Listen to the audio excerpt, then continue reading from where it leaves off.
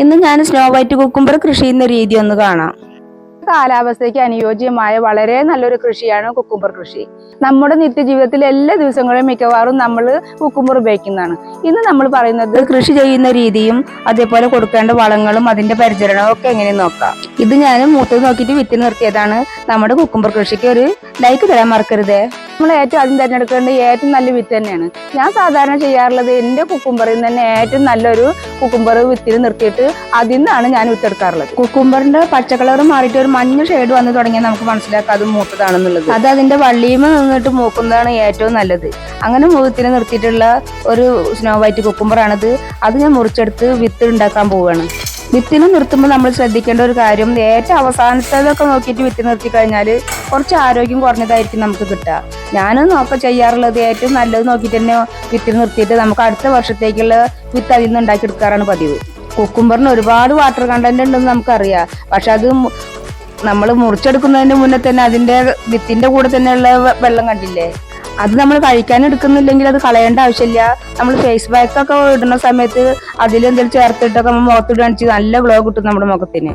അതിൽ തന്നെ കിടന്ന് മുളച്ചത് കണ്ടില്ലേ, അത് നല്ലോണം മൂത്തതുകൊണ്ടാണ് അങ്ങനെ കിടന്ന് മുളയ്ക്കാൻ കാരണം. ഇപ്പൊ ഇതൊക്കെ കഴുകി എടുത്തിട്ട് ഞാൻ ആ വെള്ളം നരിച്ച് കളയാണ്.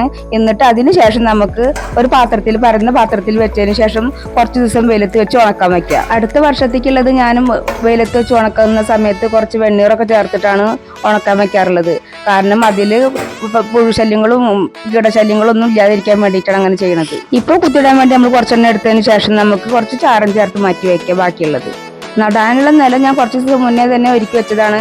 അത് തീയൊക്കെ ഇട്ടിട്ട് നല്ല കരിച്ചെടുത്തിട്ടുള്ള സ്ഥലമാണ്.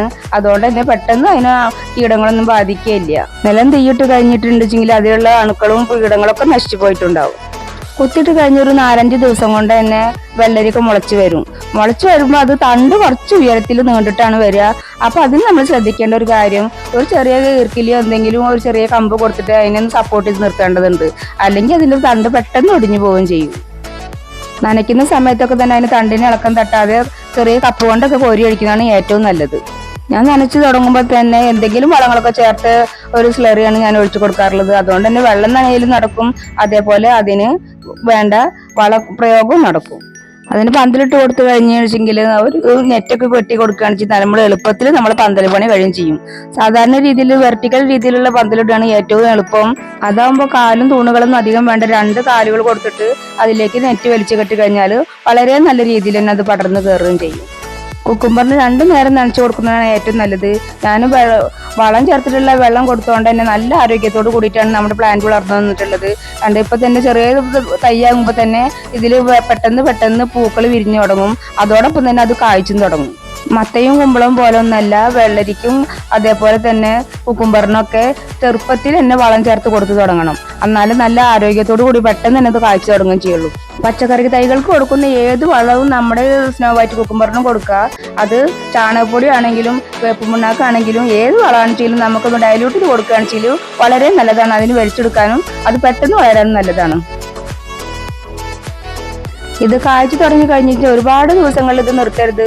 മൂത്ത് വരുന്നേക്കാളും മുന്നേ ചെറുതന്നെ പൊട്ടിച്ച് കഴിക്കുകയാണെന്ന് വെച്ചാൽ നല്ല ടേസ്റ്റ് ആയിട്ട് കഴിക്കാൻ പറ്റും. ഇതുപോലെ കുക്കുംബർ ആണെങ്കിലും അതേപോലെ കോവയ്ക്കാണെങ്കിലും നമ്മൾ തോട്ടത്തിലൊക്കെ നടക്കുന്ന സമയത്ത് ഇതുപോലെ പച്ചക്ക് ഇങ്ങനെ പറിച്ച് കഴിക്കാൻ നല്ല രസമാണ്. അതിന് സലാഡാക്കി ഉണ്ടാക്കാൻ നമ്മൾ സമയം മെനക്കെടുത്തേണ്ട ആവശ്യമൊന്നുമില്ല. കുക്കുംബർ കൃഷി ഇതേപോലെ വളരെ സിമ്പിളായിട്ട് നമുക്ക് ആർക്കും ചെയ്യാവുന്നതേ ഉള്ളൂ. കാരണം നമുക്ക് എന്നും ഉപയോഗിക്കേണ്ട ഒരു സാധനം ആയതുകൊണ്ട് തന്നെ നമ്മളെല്ലാവരും ഒന്ന് ട്രൈ ചെയ്ത് നോക്കുന്നത് വളരെ നല്ലതാണ്.